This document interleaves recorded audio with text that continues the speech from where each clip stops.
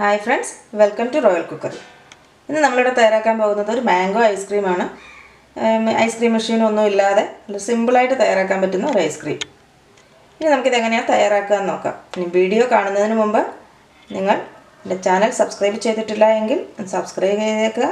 കൂട്ടത്തിൽ ആ ബെല്ലൈക്കൺ കൂടി ഒന്ന് അമർത്തിയേക്കുക. ഞാനിവിടെ 1/2 ലിറ്റർ പാല് ഒരു പാത്രത്തിലെടുത്തിട്ടുണ്ട്. ആദ്യം നമുക്ക് ഈ പാലൊന്ന് തിളപ്പിച്ചെടുക്കാം. പാലിവിടെ നന്നായിട്ട് തിളച്ചിട്ടുണ്ട്. ഇതിലേക്ക് നമുക്കൊരു 1/4 കപ്പ് പഞ്ചസാര ചേർത്ത് കൊടുക്കാം.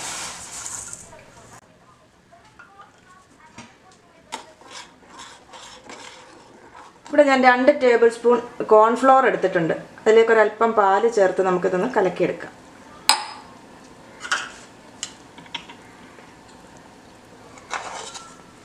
ഇനി ഇത് നമുക്ക് ഈ പാലിലേക്ക് ചേർത്ത് കൊടുക്കാം.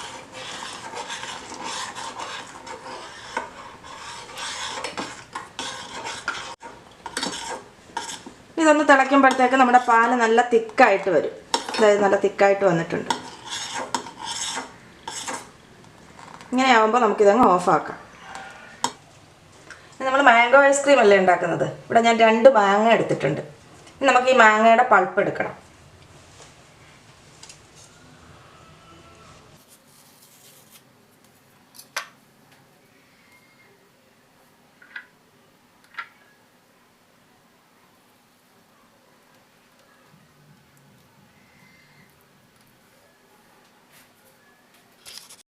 ഇത് നമുക്കിനി മിക്സിയിലിട്ടൊന്ന് അടിച്ചെടുക്കാം.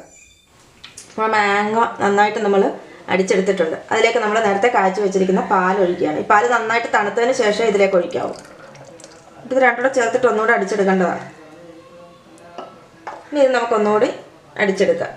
അതിനു മുമ്പ് ഞാനൊരു തുള്ളി മാംഗോ എസൻസ് ചേർക്കുകയാണ് ഒരു കളറിന്. ഇത് ചേർക്കണമെന്ന് നിർബന്ധമില്ല.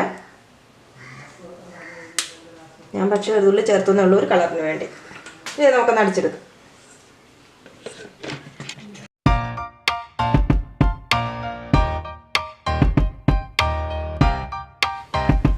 ഈ പൾപ്പ് നമുക്ക് പാത്രത്തിലേക്ക് മാറ്റാം.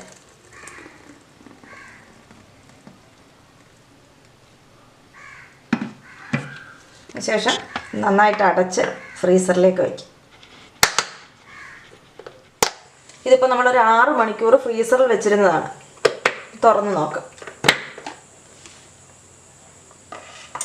ഇനി നമ്മളിത് ഒരു പ്രാവശ്യം കൂടി മിക്സിയിലിട്ട് ഒന്നും കൂടി ഒന്ന് അടിച്ചിട്ട് വീണ്ടും വയ്ക്കണം.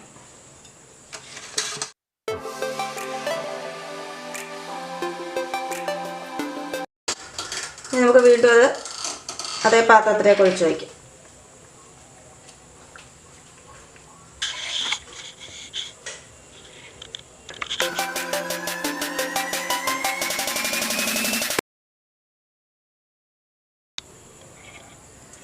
ഇനി ഇതൊരു 8 മണിക്കൂർ നമുക്ക് ഫ്രീസറിലേക്ക് വയ്ക്കാം. ഇതിപ്പോൾ നമ്മൾ 8 മണിക്കൂർ ഫ്രിഡ്ജിൽ വെച്ചിരുന്ന ഐസ്ക്രീമാണ്. ഇനി നമുക്കൊന്ന് തുറന്ന് നോക്കാം.